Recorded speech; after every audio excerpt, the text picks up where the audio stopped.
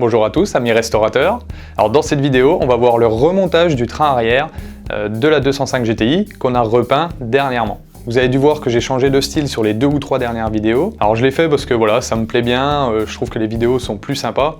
Par contre, ce genre de vidéo, c'est un peu plus difficile de passer toutes les informations qu'on a envie de passer. Sauf que là, on va faire le remontage du train arrière et comme j'ai pas envie d'oublier des informations pour que vous puissiez remonter vos trains arrière chez vous, les vidéos vont être un peu différentes. Et surtout, pour le remontage du train arrière, j'avais une vidéo de 50 minutes. Et 50 minutes, ça fait vraiment trop long. Je pense que je vais perdre beaucoup de personnes. À part, bien sûr, ceux qui veulent faire que le remontage. Et comme j'ai envie que les vidéos aillent un peu pour tout le monde et que les gens aient du plaisir à regarder mes vidéos, j'ai décidé donc de couper la vidéo en deux. Donc les 2 prochaines vidéos que vous aurez, ce sera sur le remontage du train arrière qui est juste en dessous là. Donc la première, ça va être l'installation des roulements et le remontage des bras directement dans la traverse. La suivante, ce sera le remontage de toutes les barres, donc torsion et anti-dévers. Et la troisième, je voulais en faire une spécialement pour ça, c'est le réglage du train arrière, donc la hauteur des bras. Et en plus, pourquoi pas vous présenter le décrantage parce que j'ai beaucoup de personnes qui me posent la question. Donc ça, voilà, ça va être les 3 prochaines vidéos. Et ensuite, après toutes ces vidéos, j'ai envie de faire un live. Alors ça, je pense que je le ferai un peu plus souvent, c'est-à-dire que je vais restaurer une pièce et après on fera un live ou si c'est qu'une petite pièce, après plusieurs pièces, on fera un live pour parler de tout ça. Si vous avez des questions sur le sujet, vous pourrez venir et qu'on parle de ça. Si vous avez des questions, j'y réponds et puis voilà. En plus de ça, on présentera vos véhicules, toujours pareil. Donc si vous en avez à me présenter, n'hésitez pas à me les mettre en mail. Le mail, je le mets dans la description. N'hésitez pas autrement à me l'envoyer sur Facebook ou... Deuxième nouvelle, j'ai ouvert un Discord. Donc Discord, pour ceux qui ne connaissent pas, c'est une application donc mobile ou c'est un site internet. Vous y allez, vous vous connectez sur mon Discord et en fait il y a plusieurs salons, donc on peut discuter donc voitures anciennes, voitures récentes, tout ce que vous voulez. Vous pouvez me présenter vos véhicules et petit à petit, selon comment ça évolue, je rajouterai peut-être d'autres salons, on pourra même se parler en vocal, parce que c'est un chat écrit et c'est un chat vocal. Donc si ça vous intéresse, je vous mets le lien aussi dans la description, n'hésitez pas à me rejoindre, on est déjà je crois une dizaine ou une douzaine sur le Discord, n'hésitez pas à me rejoindre, ça fait toujours plaisir. Et en plus ça évite, comme certains ça arrive, d'avoir des messages sur Facebook, en email, je réponds pas trop. Là Discord je suis un peu plus souvent dessus, je reçois les notifications et en fait tout le monde va échanger, donc on peut avoir des dépannages avec d'autres personnes qui pourraient vous aider à trouver des pièces, vous dépanner ou autre. Voilà, toutes les annonces sont dites. N'hésitez pas dans les commentaires à me dire ce que vous pensez des nouvelles vidéos, de tout ça. Si vous préférez des grosses vidéos, des vidéos plus courtes, n'hésitez pas, je suis vraiment preneur. Tout de suite, on attaque le remontage du train arrière. C'est parti!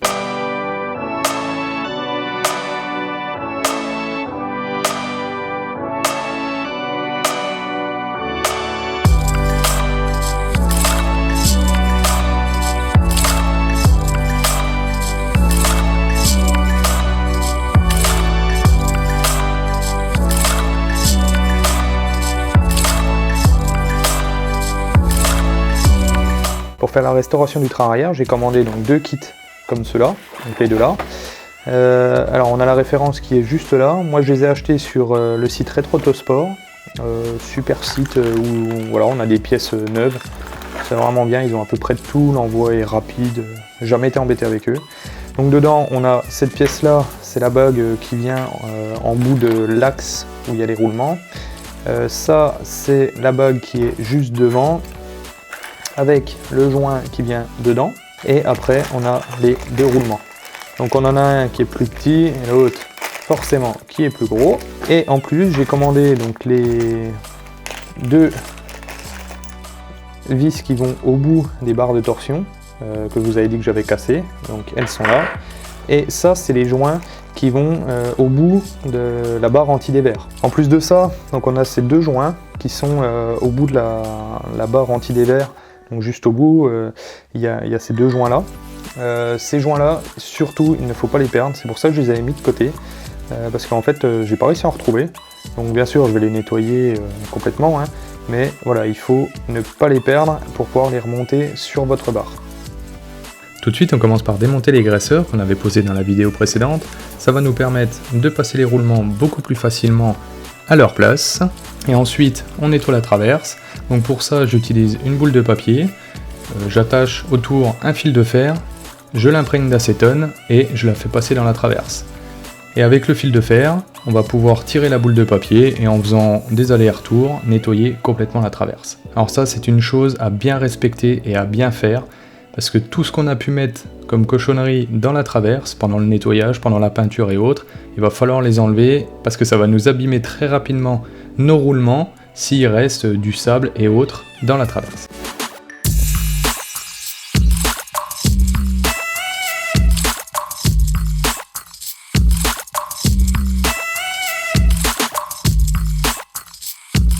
Pour l'étape suivante, il va falloir en fait qu'on sache quel bras va où.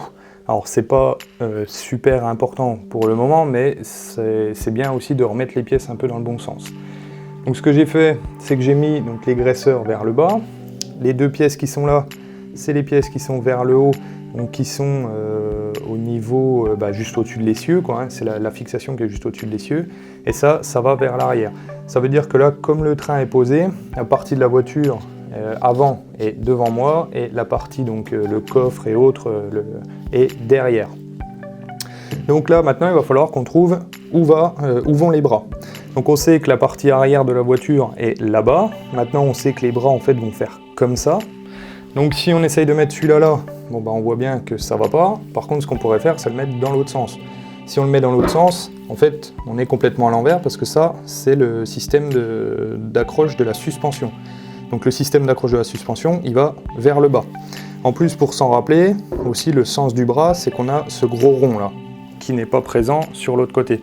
Ce gros rond, en fait, c'est un caoutchouc en fait, qui est sur la caisse de la voiture, qui est fixé à la caisse. Et en fait, quand le bras vient trop haut, il vient taper en fait, dans ce rond-là. Donc ce rond-là, forcément, il doit être vers le haut du train. Donc comme là, j'ai dit que j'avais mis les graisseurs donc, sur la partie basse, c'est-à-dire que là, j'ai la partie haute qui est bien en haut. Donc cette pièce-là doit aller en haut. Donc forcément, le seul moyen qu'elle aille dans le train et en haut, c'est de le mettre de ce côté-là. Et donc le deuxième qui est là, on peut voir qu'il a aussi son rond à lui, son rond allant vers le haut. On se retrouve bien de ce côté-là. Ce qu'il faut savoir, c'est que le roulement, donc là, on a notre axe qui a une taille normale. Donc le roulement, en fait, passe simplement dedans. Vous voyez, il n'y a aucune résistance. Et à partir de ce niveau-là, là, on a la traverse, en fait, qui est un peu plus resserrée. C'est pour avoir le bon diamètre du roulement. Et pour avoir cette profondeur, il va falloir qu'on la prenne par rapport au bras. Alors moi, je compte mettre le roulement donc à peu près par là, comme vous voyez. Hein. Et hop, on va donc la mettre à ce niveau-là et on va savoir à peu près où va notre roulement. Sauf que on a une pièce qui s'intercale entre le bras et la traverse, c'est celle-ci. Cette pièce-là, en fait, c'est une entretoise en fait, qui vient se poser là et on vient mettre le joint dans cette pièce-là. Alors, je ne vais pas compter l'épaisseur du joint parce que, comme vous pouvez voir, donc, en fait, on a des petites stries là, donc il faut l'emmener jusqu'au fond. Et quand il est posé à fond, en fait, on a 1 mm, 1 mm et demi d'épaisseur, donc c'est pas ce qui va nous embêter en fait pour mettre notre roulement. Alors pour cette cote-là, si vous vous souvenez bien, je l'ai pris donc, dans une précédente vidéo parce que bien sûr, il n'est pas jusqu'au fond, il y a une petite surépaisseur et en fait, j'avais pris la cote de 9 mm. Donc ça veut dire que notre bras, quand on vient le mettre dans la traverse, hop, il n'est pas collé entre la traverse et le bras. En fait, il y a 9 mm d'écart. Donc ça veut dire que notre roulement, il va se trouver en fait entre là où on veut le mettre, donc je vous ai dit par là, voilà, et 9 mm en retrait du bord du bras. Donc ça, c'est une cote en fait qu'on va pouvoir prendre à la main directement. Et donc ça va nous donner une cote d'à peu près 20,6, 20,7. Sauf qu'il faut enlever les 9 mm qui sont au bout Donc on va être à 19,6, quelque chose comme ça, 19,7, 19,8.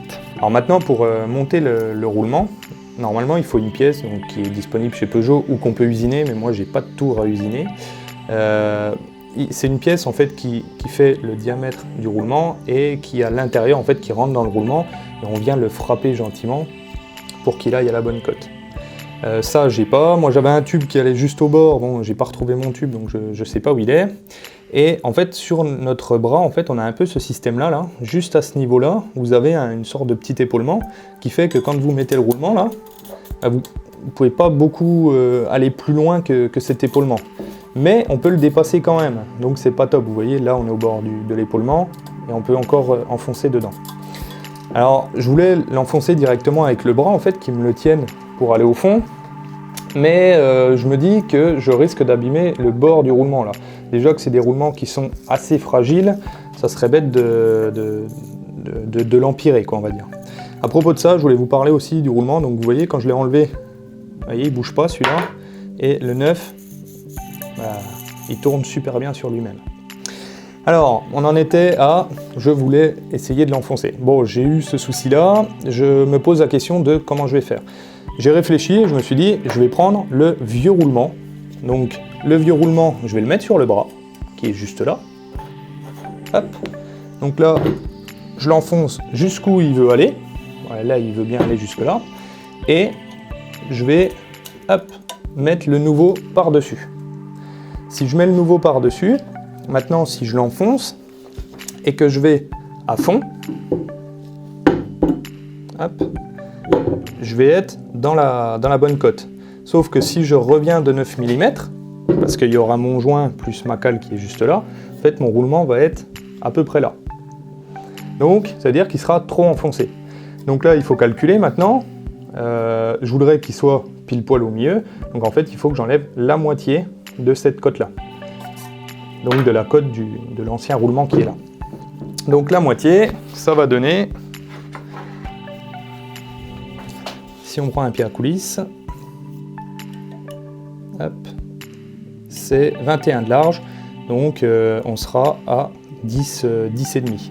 Donc il faudra que je laisse 10 mm et demi sur le bord là, donc 10 mm et demi, ça va nous donner, je pense, à peu près la collerette.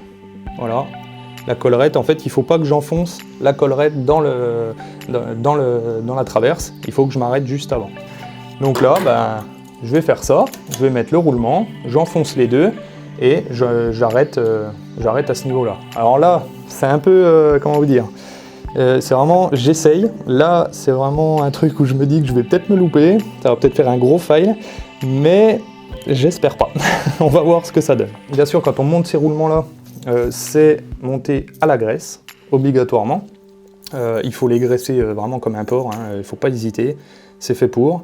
Et surtout, vous voyez, il y a une inscription là, qui est là, donc c'est la marque, c'est la marque du roulement. Il faut que la marque du roulement soit vers l'extérieur de la traverse, donc comme ça. Alors pourquoi? Je ne sais pas. J'ai essayé de trouver s'il y avait quelque chose, on voit juste que ce côté-là est plat, de l'autre côté c'est un peu arrondi. C'est la seule différence qu'il y a, il n'y a pas d'autres joints supplémentaires, il n'y a pas de quoi que ce soit en plus. Je ne sais pas pourquoi, mais il faut le mettre dans ce sens-là. Donc moi, je vais les mettre dans ce sens-là. Le seul problème que je peux avoir, c'est que ce roulement-là, en fait, vient de se mettre dans la traverse, et quand je retire l'axe, en fait, ce roulement reste dedans. Ça m'embêterait fortement, mais on va essayer de faire pour que ça n'arrive pas. Donc là, on graisse bien le roulement, ça c'est le roulement donc, qui va rester dedans.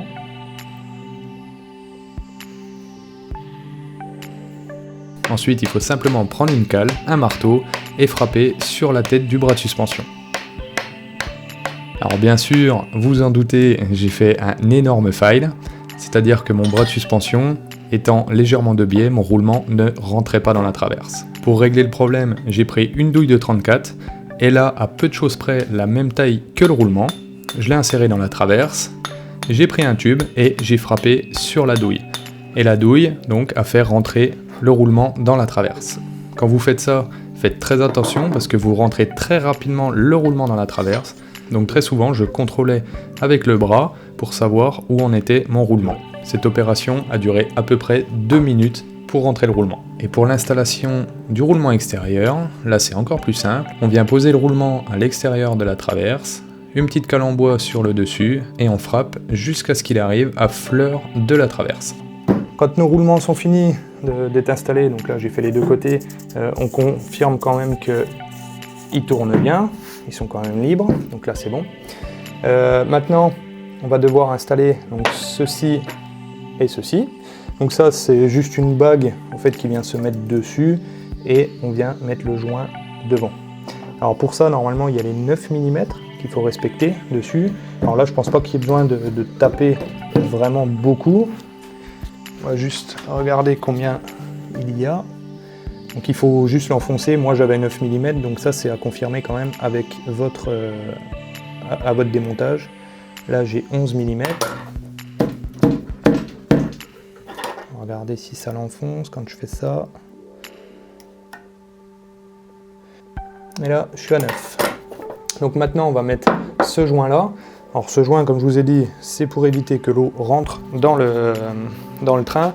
Ça, c'est vraiment le problème que l'on a en fait sur nos 205 GTI, c'est ce joint-là qui casse. Donc en fait, c'est juste une petite lèvre qui est dedans. Enfin, il y a deux lèvres exactement et une lèvre qui est là. Celle-là, elle vient se plaquer en fait sur l'axe du bras. Comme ceci, elle s'écrase. Et à l'intérieur, en fait, on peut voir, alors je vais essayer de vous montrer, juste à ce niveau-là, on a deux petites lèvres qui se mettent autour de l'axe, qui est là, et qui fait l'étanchéité. Alors pour vous dire, ces joints-là, c'est de la merde. Clairement, c'est de la merde. Donc là, toujours pareil, on va graisser un petit peu. Hop. Alors, un petit peu, je crois que là, c'est même un peu beaucoup. Alors tout ce train, je crois que c'est la chose que l'on graisse le plus. Donc là, faut pas hésiter, mettez-en. La graisse donc évite que l'eau rentre. Donc ça va vous aider à garder votre train arrière en vie. Ou à minima le retarder. Donc ça, quand c'est mis, on vient mettre les petites collerettes qui sont juste là dans l'axe qui est là. Hop. Alors celui-là, normalement, il est un peu dur à rentrer, je crois. Parce qu'il est quand même assez rigide, ce joint.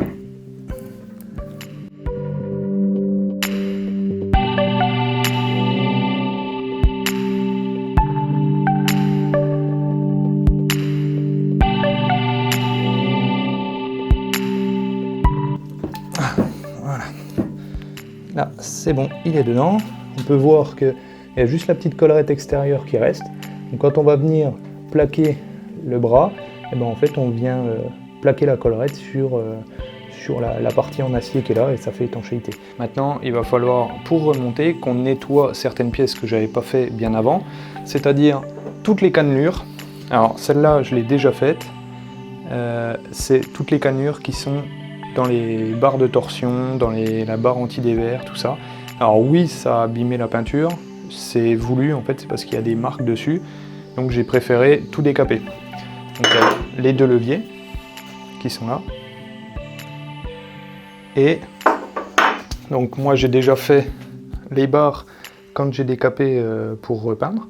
Donc celles-là je les ai décapées simplement à la brosse métallique montée sur visseuse. Il me reste encore les cannelures des deux bras, donc là et là-bas, et j'ai déjà fait les deux cannelures qui sont de chaque côté de l'essieu. Il me restera aussi celle de la barre anti-dévers. Donc il y a un peu de boulot, alors ça je vous conseille de le faire mais vraiment minutieusement, parce que c'est ça qui va vous permettre de remonter le train facilement ou pas.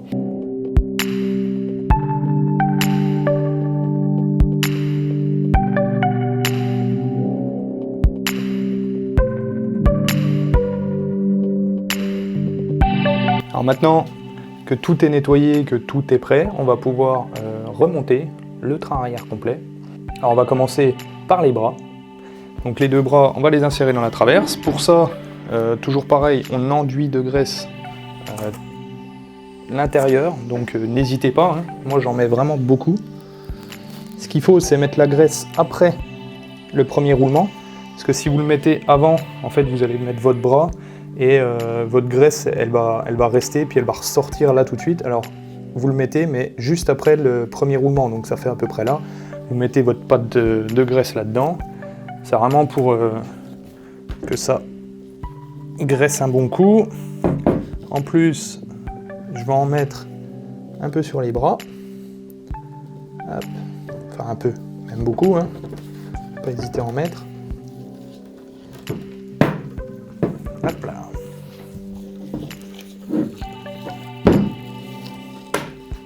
Ensuite, on prend le bras. Donc on fait bien attention d'être au bon endroit, hein, comme je vous ai expliqué au début. Et on vient simplement insérer le bras dans la traverse. Donc là, vous pouvez voir qu'il n'y a rien de très dur à faire, hein. C'est vraiment très simple.